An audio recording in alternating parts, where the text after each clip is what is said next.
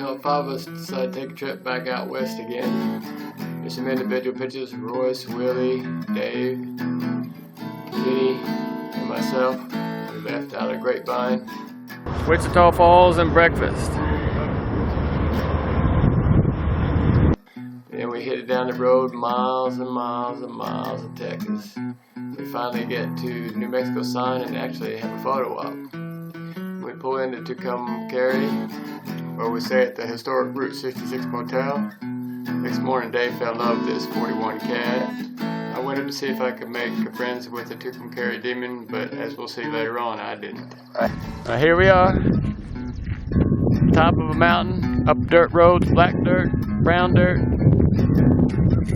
Everybody's putting on their rain gear.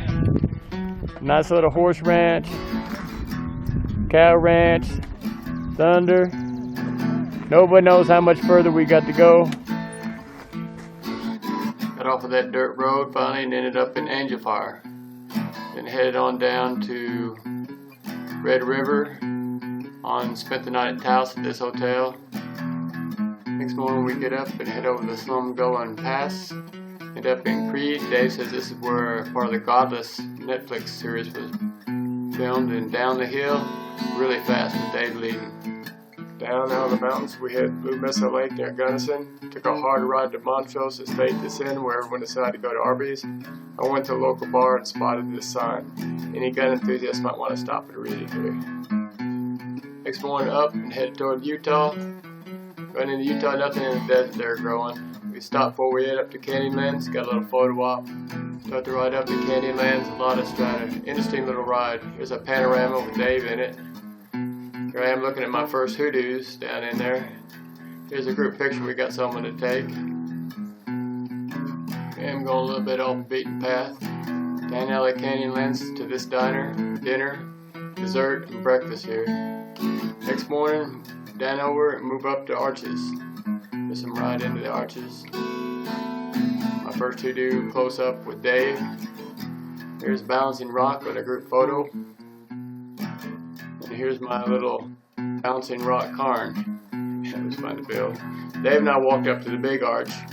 Here's Dave. And then all these other arches. That one looks like a huge phallus there. And there was a couple double arches and stuff in there. We didn't walk in there. It was getting pretty hot by then. Next morning off to Cortez, the usual stay at this inn, the usual meal at Gustavo's. Actually beer this one, chicken mole, really good.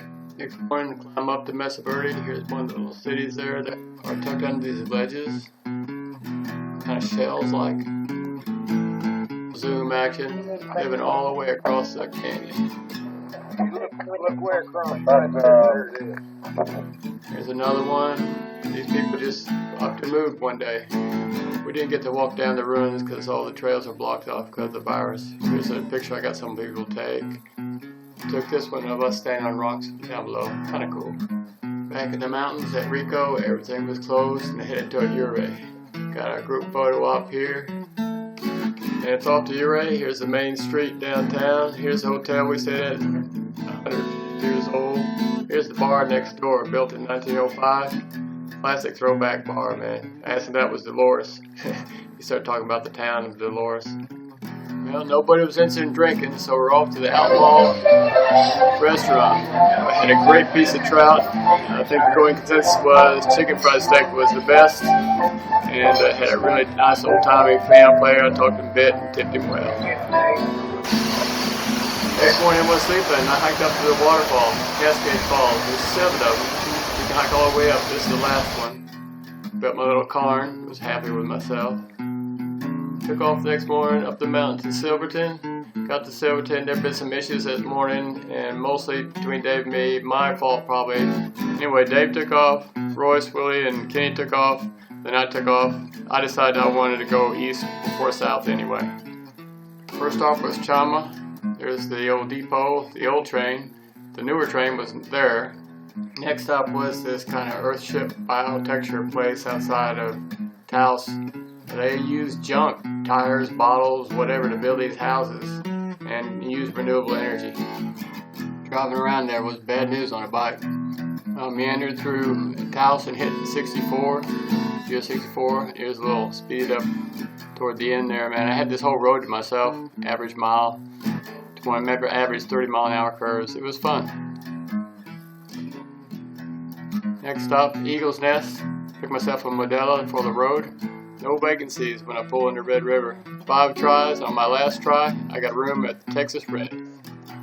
One of the reasons I wanted to come back to Red River was to have a small tribute for Paul, who passed recently. A Coors and a shot of bourbon. So nice to meet you. Here's the walk. Cheers.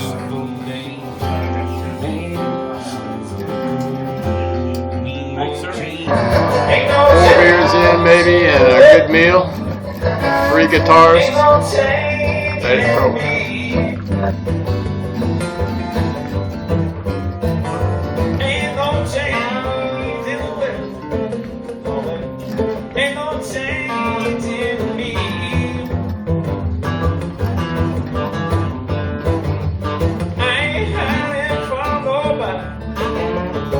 Next morning, back to US 64, all the way up to Raton. It was cold. Headed south on 87 and got lost. It's a cowpoke, slow-speaking cowpoke, put me on the right road. Got to Amarillo, this storm popped up from nowhere. I mean, literally just popped up. Started hailing. Hear it. I was on the west side of it, going to see the cats. Here's the cats sucking the ground. Them hippies did it a long time ago. They're all painted up now. Here's that storm cell that was right over Amarillo.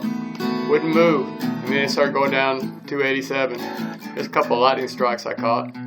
Finally, the storm split in two on both sides of 287 and made it to Claude.